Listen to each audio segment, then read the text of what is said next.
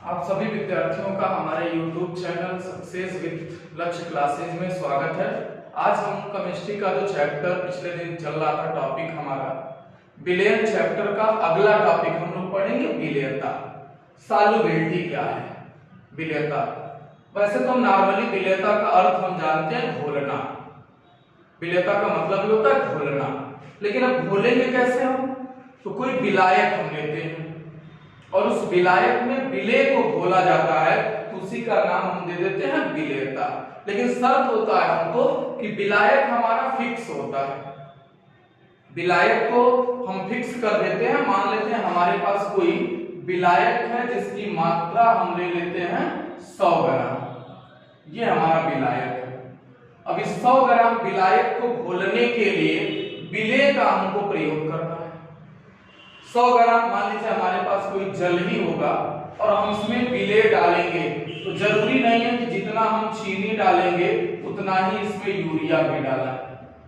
इस विलेय की जो मात्रा होगी वो अलग अलग होनी जा सकती है 100 ग्राम विलायक में। इसीलिए हम परिभाषा देते हैं किसी विलेय की वह अधिकतम मात्रा जो 100 ग्राम विलायक को संतृप्त करने के लिए या घोलने के लिए आवश्यक होता है, वही हमारा कहलाता है विलेयता।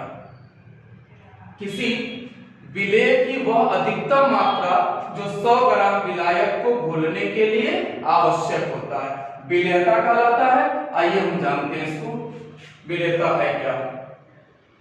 किसी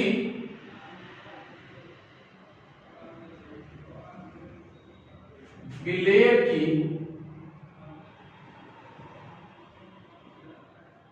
वह अधिकतम मात्रा जो 100 ग्राम विलायक को घोलने या संतृप्त करने के लिए, दोनों हम कर सकते हैं, 100 ग्राम विलायक को घोलने के लिए आवश्यक होता है,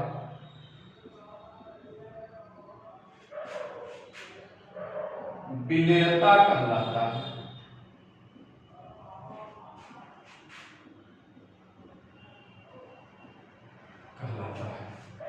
जिसे हम यदि रिप्रेजेंट भी करना चाहें तो यस से प्रदर्शित कर सकते हैं।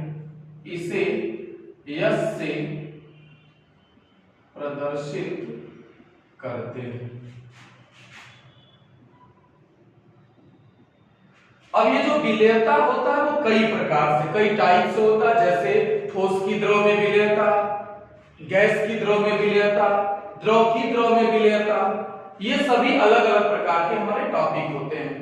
तो इनमें से हम एक का अध्ययन करेंगे। सबसे पहले गैस की द्रव में विलेयता क्या होता है। गैस को, यदि किसी गैस को हम लेना उसको द्रव में घोलना, जैसे ऑक्सीजन हमारे पास गैस है उसको जल में घोलना, कार्बन डाइऑक्साइड गैस है हमारे पास जल घोलना, अमोनिया गैस है उसको जल में घोलना। तो ये अलग अलग प्रकार की विलेयता होती है। तो आइए इसका जो टॉपिक प्रकार है विलेयता का उसका हम लोग अध्ययन करते हैं। सबसे पहला जो इसका टॉपिक हो गया, इसके प्रकार में, यानी हम कह सकते हैं विलेयता के प्रकार, उसमें हमारा टाइप आ जाता है गैस की द्रव में विलेयता। गैस की द्रव में विलेयता, यानी किसी गैस को हमको द्रव में घोलना है, सॉल्युबल करना है। ये होता क्या है आपका, तो सेम इसी के अकॉर्डिंग परिभाषा आपका होगा। अब जो आपका गैस होगा वही विलेय का काम करेगा और जो द्रव यहाँ पे हम लिखे हैं वही हमारा विलायक का काम करेगा। बाकी टोटल परिभाषा आप ऊपर वाला ही दे सकते हैं। जैसे यहाँ पे हम लिखे किसी विलेय की वह अधिकतम मात्रा, यहाँ हम देंगे किसी गैस की वह अधिकतम मात्रा। परिभाषा हमारा ये हो जाएगा कि किसी गैस की वह अधिकतम मात्रा, किसी गैस की वह अधिकतम मात्रा जो 100 ग्राम द्रव को 100 ग्राम द्रव को घोलने के लिए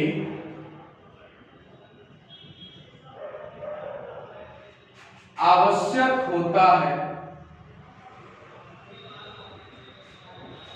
आवश्यक होता है गैस की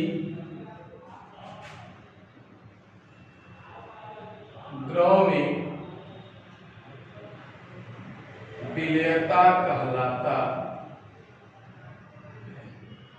ये हमारा हो गया, यानी किसी गैस की वह अधिकतम मात्रा जो 100 ग्राम द्रव को घोलने के लिए आवश्यक होता है, उसी को हम नाम दे देते हैं गैस की द्रव में विलेयता।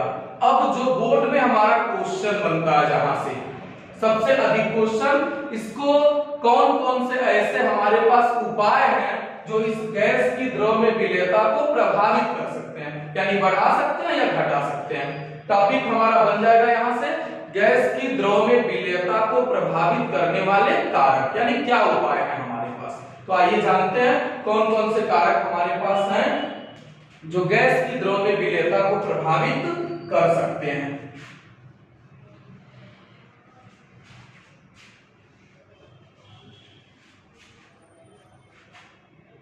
टॉपिक इसका होगा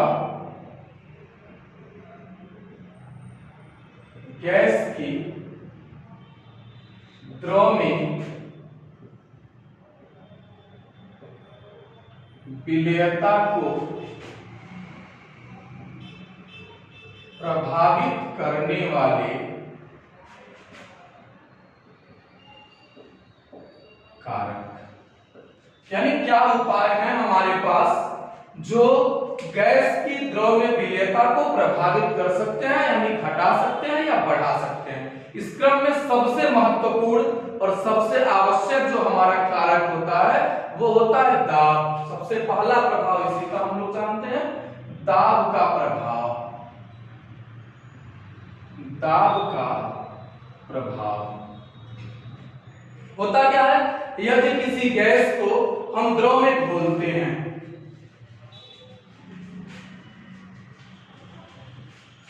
मान लीजिए हमारे पास किसी पात्र में जल भरा हुआ है,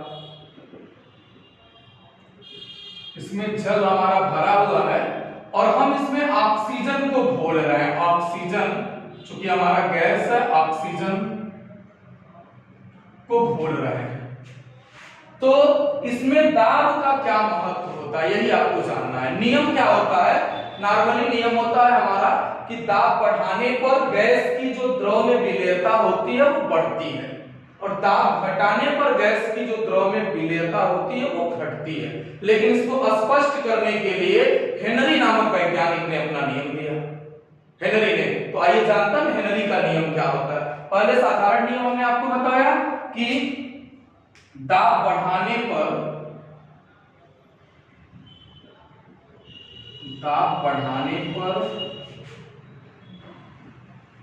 गैस की द्रव में विलेयता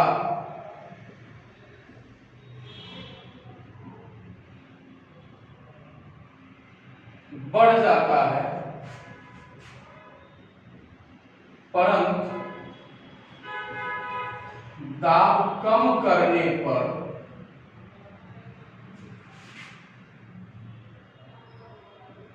गैस की द्रव में विलेयता कम हो जाता है या घट जाता है। इस नियम को स्पष्ट करने के लिए हेनरी के नियम का हम हेल्प लेते हैं, यानी जिसे हम कह सकते हैं, जिसे हेनरी के नियम द्वारा समझा जा सकता है, जिसे हेनरी के नियम द्वारा समझा जा सकता है। तो आइए जानते हैं हेनरी का नियम है क्या। टॉपिक जो हमारा अगला होगा वो यही होगा, हेनरी का नियम क्या है। एक इंपॉर्टेंट टॉपिक बोर्ड परीक्षा के लिए, हेनरी का नियम क्या होता है। हेनरी का नियम, इसी को पहले जाना है।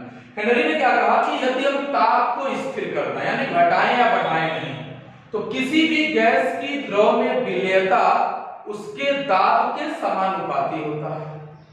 बस यही एक छोटा सा नियम होता है। स्थिर ताप पर किसी गैस की द्रव में विलेयता उसके दाब के या गैस के दाब के समानुपाती होता है।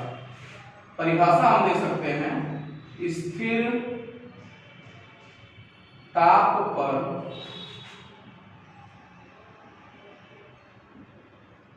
किसी गैस की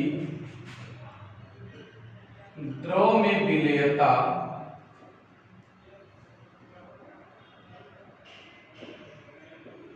उसके दाब के समानुपाती होता है, समानुपाती होता है। इसी को हम हेनरी का नियम कहते हैं या हेनरी का नियम कहलाता है। हेनरी का नियम कहलाता है। और इन्होंने इस परिभाषा के आधार पे आपको एक फार्मूला दिया कि स्थिर ताप पर किसी गैस की द्रव में विलेयता यानी यम समानुपाती उसके दाब के समानुपाती, यानी आप लिख सकते हैं यम समानुपाती P, जहां यम घुली हुई गैस की मात्रा है और P गैस का दाब है। यदि हम इस समानुपाती के चिन्ह को हटाते हैं तो एक नियतांक मानते हैं KH, यम बराबर KH और साथ में हमारा रहेगा P, जहां KH को हम बोलते हैं हेनरी स्थिरांक, जहां KH बराबर हेनरी स्थिरांक और दो मान और हमारे पास है यम और P। तो यम को हम बोलते हैं घुली गैस की मात्रा और P को बोलते हैं गैस का दाब, गैस का दाब।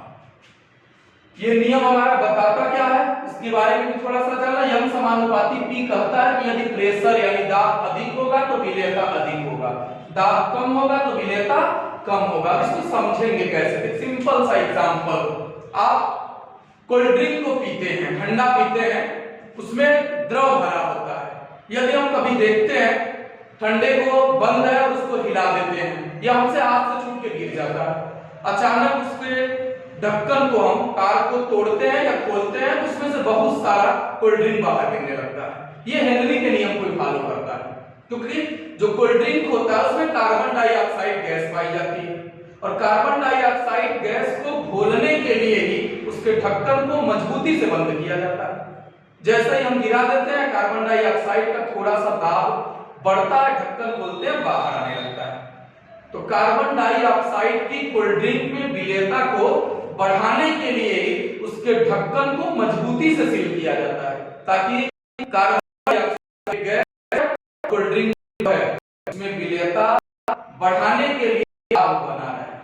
ढक्कन खोलते हैं, दाब कम होता है, तुरंत वो बाहर आने लगता है, जिसको हम अगले नियम को समझाएंगे। हेनरी जो आएगा वो हमारा इसी पे रहेगा कि हेनरी के नियम का उपयोग कहां-कहां होता है। आपको अंतरिक्ष में जो वैज्ञानिक जाते हैं, जो पर्वतारोही जाते हैं, उनको देखे होंगे ऑक्सीजन का सिलेंडर लेके जाते हैं, वो भी हेनरी के नियम का उपयोग है। गोताखोर गहरे समुद्र में जाता है तो वो भी ऑक्सीजन का सिलेंडर लेकर के जाता है, ये भी हेनरी के नियम का उपयोग है। और तीसरा ये कि कोल्ड ड्रिंक को इतना मजबूती से क्यों बंद किया जाता है, तो कार्बन डाइऑक्साइड गैस की विलेयता को बढ़ाने के लिए। बस अगले वीडियो में आपको मिलेंगे इसके साथ। धन्यवाद।